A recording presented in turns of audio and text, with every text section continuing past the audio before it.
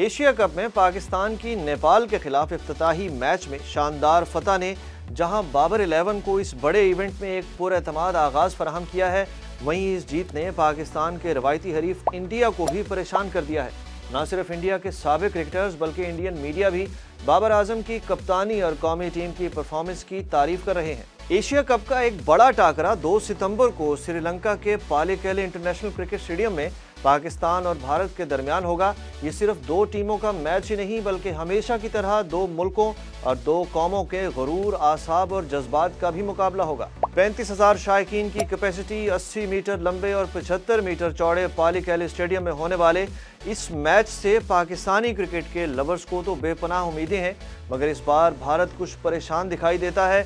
पाकिस्तान की टूर्नामेंट में पहली फतह ने इंडिया के साबिक लेजेंड क्रिकेटर्स को ये बात कहने पर मजबूर कर दिया है कि इस इवेंट के फाइनलिस्ट पाकिस्तान और इंडिया ही होंगे। भारतीय क्रिकेट टीम के साबिक फास्ट बॉलर इरफान पठान बाबर आजम की सलाहियतों के मोतरफ हुए और उन्होंने माइक्रो ब्लॉगिंग वेबसाइट एक्स पर लिखा कि जब रन्स बनाने की बात आती है तो बाबर इसमें महारत रखते हैं। भारतीय स्पिनर रविचंद्रन ईश्वन भी बाबर की इनिंग्स की तारीफ किए बगैर ना रह सके। उन्होंने भी एक्स पर बाबर की सेंचुरी पर तालियों वाली इमोजी शेयर की।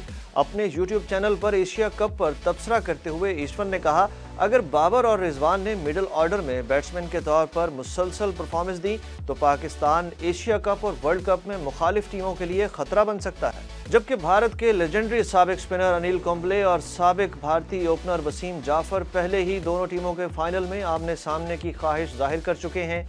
पाकिस्तान की पहली फतह ने हरीफ टीम के साथ इंडियन मीडिया को भी फिक्र में डाल दिया है।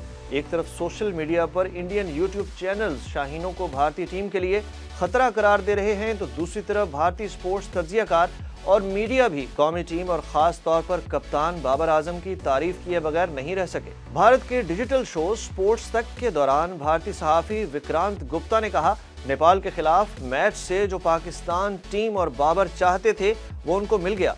विक्रांत गुप्ता ने कप्तान बाबर के कसीदे पढ़ते हुए कहा कि पाकिस्तान ने अपनी परफॉर्मेंस से और बाबर ने अपने 150 रन से भारतीय बल्लेबाजों, चाहे वो विराट कोहली हो या फिर रोहित शर्मा हो, उनको समझा दिया कि ये देखकर सामने आना। भारतीय सहाफी ने मजीद कहा कि साथ ही पाकिस्तान ने इस जीत से पहला टेम्पो सेट कर दिया है, जबकि भारतीय टीम अभी भी कशमकश का शिकार है। भारतीय मीडिया में इंडियन टीम को आजकल तनकीद का सामना है। बॉलर्स की फॉर्म के मसाइल के साथ ये भी कहा जा रहा है कि भारतीय टीम का इन्हिसार बस विराट कोहली, रोहित शर्मा और शुभमन गिल पर ही है। पाकिस्तान का एतमाद काम आएगा या भारत की कोई नई क्रिकेट स्ट्रेटजी? फैसला 2 सितंबर को पालेकेले के क्रिकेट स्टेडियम में होगा।